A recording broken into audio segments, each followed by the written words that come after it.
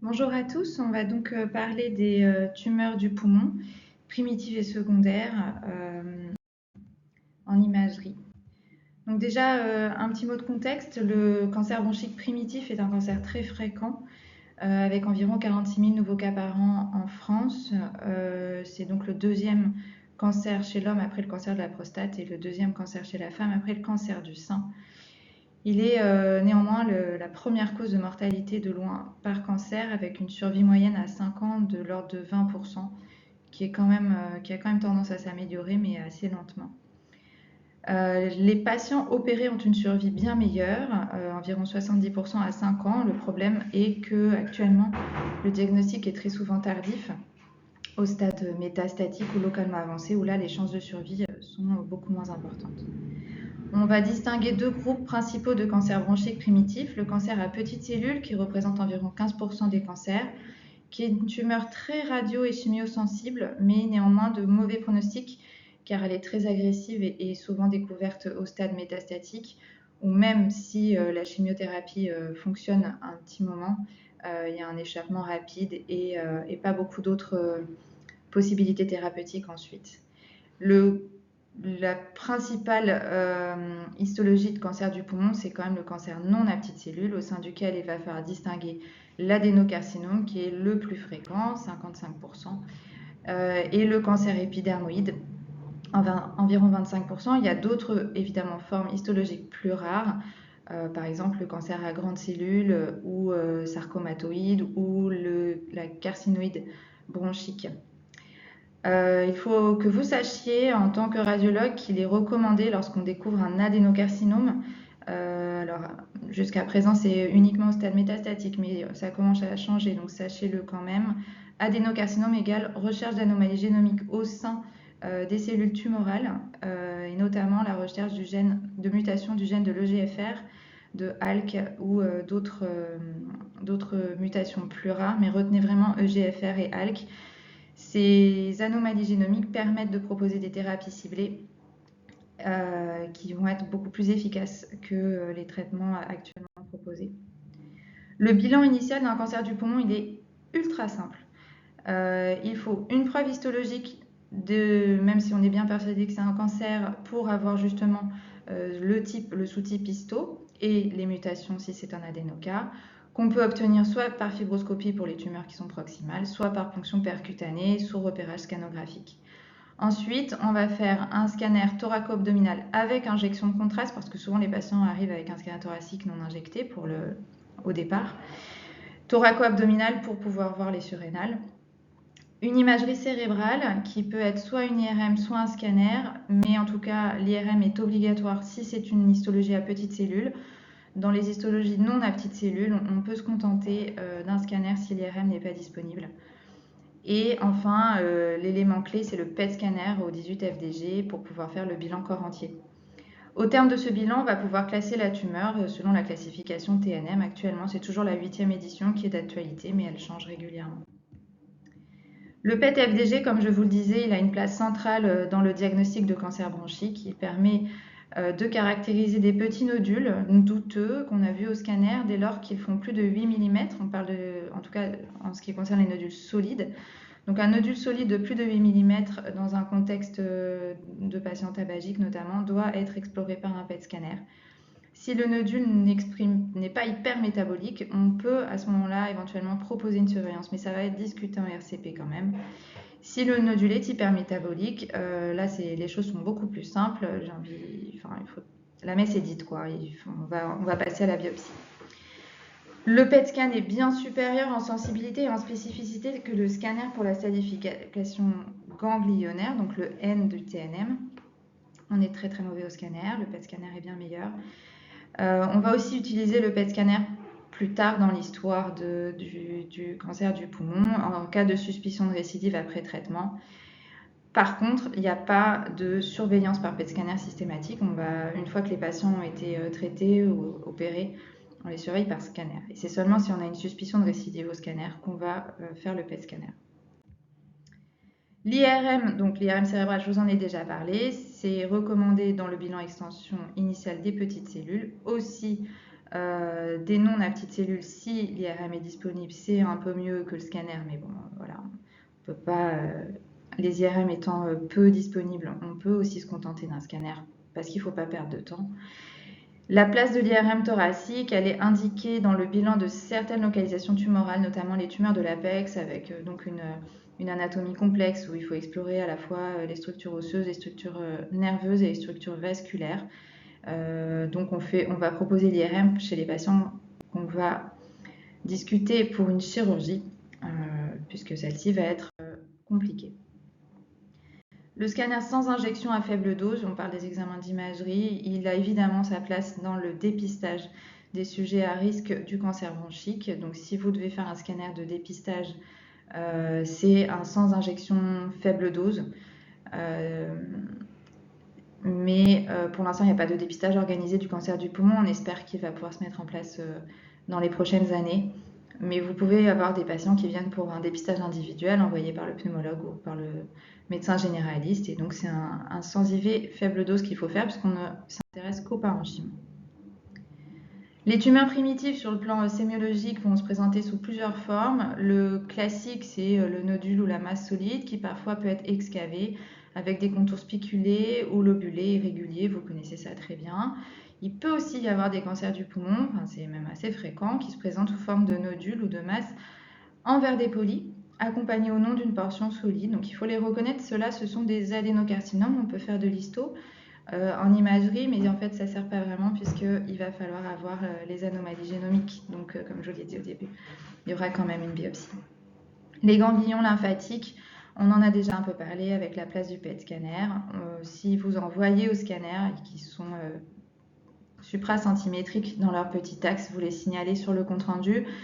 Moi, j'ai pour habitude de ne pas trop me mouiller sur la salification N quand je n'ai que le scanner. Si j'ai aussi le PET scanner, je fais la synthèse des deux.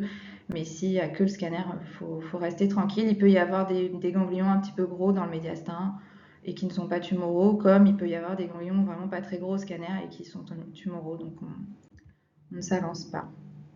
Voilà un exemple de cancer du poumon sur une radiographie thoracique. Alors on est un petit peu obligé dans l'exercice de l'imagerie de vous parler de la radio de thorax, mais elle n'a strictement aucune place dans la prise en charge ou dans le diagnostic. Il ne faut pas faire de radio pour dépister le cancer du poumon, faire des scanners low dose, mais si jamais il y a une radio qui est faite pour une autre raison, il faut savoir détecter ces nodules. C'est un peu dommage de ne pas les voir en tout cas lorsqu'ils existent. Voilà, sémiologie que vous voyez qu'au scanner, c'est le même patient. On voit beaucoup mieux les contours, le fait qu'il y ait des spiculations, un petit peu de bronchogramme aérique au centre, un tout petit peu de verre dépoli, il peut y en avoir plus que ça. Ici, l'exemple est plus sur un nodule solide. Et donc, voilà, c'est bien. Alors, là, quand on voit ces images-là, on peut pratiquement mettre sa main à couper que c'est un adénocarpe. Les ganglions, bon, là, le cas est un peu extrême. Ils sont très gros, très hétérogènes, donc évidemment qu'on va se prononcer avec le scanner. Quand c'est un petit peu plus subtil que ça, il faudra rester un petit peu, voilà, savoir rester en retrait sur le diagnostic. Le PET scanner qui vous montre le bilan. Alors là, on ne vous montre que l'étage thoracique, mais qui vous montre la lésion tumorale primitive, le ganglion de la fenêtre aortopulmonaire et hilaire, qui sont donc le hilaire c'est un N1, la fenêtre aortopulmonaire, étant donné que le cancer est à gauche, c'est un N2.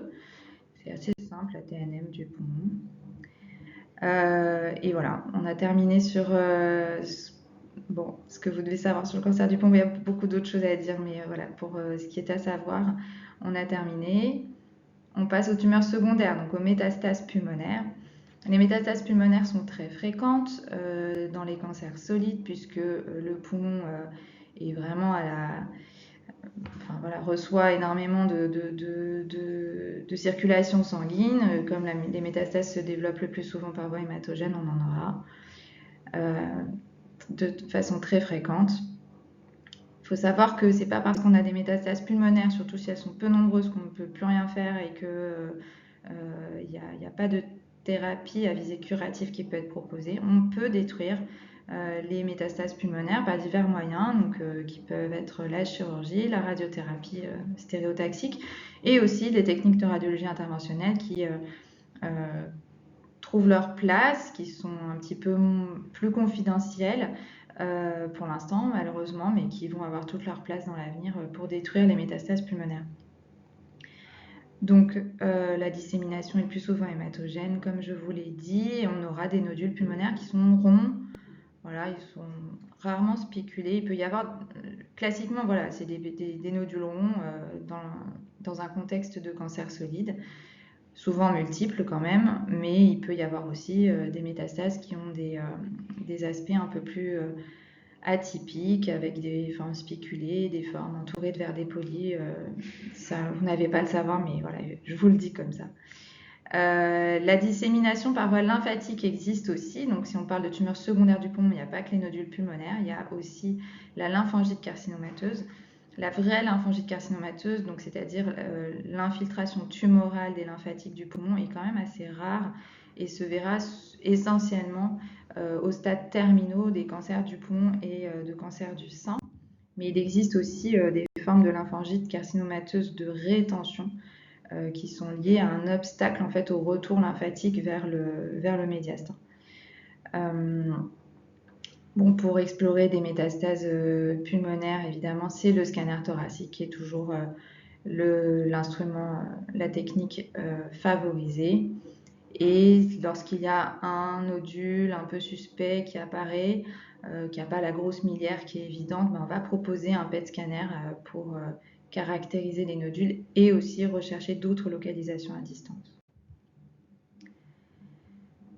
Les métastases pulmonaires sont des images nodulaires arrondies à contours nets, multiples et bilatérales, et la lymphangite carcinomateuse apparaît plutôt sous la forme d'un sein interstitiel avec des épaississements péribronchiques. N'oubliez pas, s'il n'y a pas d'épaississement péribronchique, ce n'est pas une lymphangite. Si vous avez seulement des épaississements des septa interlobulaires, ça n'est pas forcément la lymphangite carcinomateuse. Il faut qu'il y ait un épaississement péribronchique. Ça peut être unilatéral ou bilatéral dans les formes très évoluées. Comme je vous le disais, la taille des métastases pulmonaires, elle est variable. Ça peut être des tout petits nodules, un seul, plusieurs. Le lâcher de ballon, alors j'aime pas du tout cette expression, mais elle reste dans vos cours, donc je l'ai remise, mais il faut vraiment éviter ça. Les patients ont accès à leur compte rendu, c'est affreux de mettre lâcher de ballon. Donc mettez nodules multiples, c'est déjà assez terrifiant comme ça. Il peut y avoir des métastases pulmonaires excavées, ça n'est pas exceptionnel, soit spontanément, soit sous traitement, elles peuvent s'excaver. Le scanner permet surtout de les repérer, de les mesurer et de les évaluer lorsqu'on va proposer des traitements systémiques. Si on a une découverte de lésions d'allure secondaire pulmonaire alors que le cancer primitif n'est pas connu, le scanner va aussi guider la ponction biopsie pour rechercher histologiquement de quelle origine sont les métastases. Et la lymphangite associe un épaississement des parois bronchiques. On se répète un peu, des lignes septales irrégulières et des micronodulaires, des nodules un peu sur ces septa. Enfin, ça rentre un peu dans la même sémiologie que les lignes septales irrégulières. Elles sont un peu nodulaires. Et donc, ça, c'est la lymphangite. On va voir un exemple juste après. Voilà, des beaux exemples très, très, très caricaturaux de grosses métastases pulmonaires avec cette fameuse appellation de lâcher de ballon, j'aime pas du tout. Donc ici, on vous montre aussi qu'il y avait une embolie pulmonaire. Ça, faut essayer de ne pas la rater. Ça, c'est des métastases qui sont plus petites, mais donc une miliaire, mais encore plus étendue, avec une petite lame d'épanchement pleural droite. Et ça, c'est la lymphangite de rétention, parce que vous voyez qu'il n'y a pas d'atteinte contralatérale. Donc, c'est ces lignes septales épaissies, irrégulières, nodulaires. Ici, on a aussi le cancer bronchique primitif sur la même série. Mais en fait, la lymphangite n'est pas liée à la dissémination de ce cancer vers la lymphatique, mais probablement parce qu'il y a des ganglions compressifs au niveau du île qui empêchent le retour lymphatique, et donc il y a une accumulation, mais il y a aussi des cellules tumorales dedans. Voilà. Mais si on arrive à lever l'obstacle au niveau du île, il y aura disparition de la lymphangite. Au PET scanner, on se répète, si ça fixe, et étant donné qu'on a l'imagerie corps entier, on aura une orientation vers le primitif s'il n'était pas connu. Attention quand même, vous pouvez avoir ça c'est même assez classique. Faites un scanner thoracique pour autre chose, vous tombez sur des lésions multiples qui ressemblent à des métastases. Le cancer primitif n'est pas encore connu, donc on découvre un cancer au stade métastatique pulmonaire, et on fait un PET et il n'y a rien qui fixe. Ou ça fixe un petit peu. Attention, c'est un cancer du rein. Et alors là, pour le coup, au scanner, ou même sur les images scanner du PET scanner, il faut aller le chercher parce qu'il n'est pas avide au FDG, le cancer du rein à cellules claires. Donc on peut se faire avoir, même parfois la lésion peut être assez grosse. Idem pour le carcinome hépatocellulaire qui n'est pas toujours hypermétabolique au PET scanner, notamment dans sa forme bien différenciée, ou le cancer de la prostate. Ça, vous le savez déjà tous. Donc les points clés à retenir, c'est un bilan oncologique initial d'un cancer du poumon comporte un scanner thoracique et abdominal avec injection, un PET scanner au 18 FDG et une imagerie cérébrale, IRM pour les petites cellules, scanner ou IRM pour les autres. Le scanner thoracique est utile pour la classification TNM du cancer et pour guider les biopsies. Il est très utilisé pour la recherche de tumeurs pulmonaires secondaires et bien plus performant que la radiographie thoracique. Et le PET scanner est aussi recommandé en dehors du cancer évident pour caractériser des nodules pas très gros de 8, mais qui, à partir du moment où ils font 8 mm, et pour la recherche du bilan d'extension et de la tumeur primitive en cas de nodules pulmonaires secondaires de découverte en dehors d'un contexte de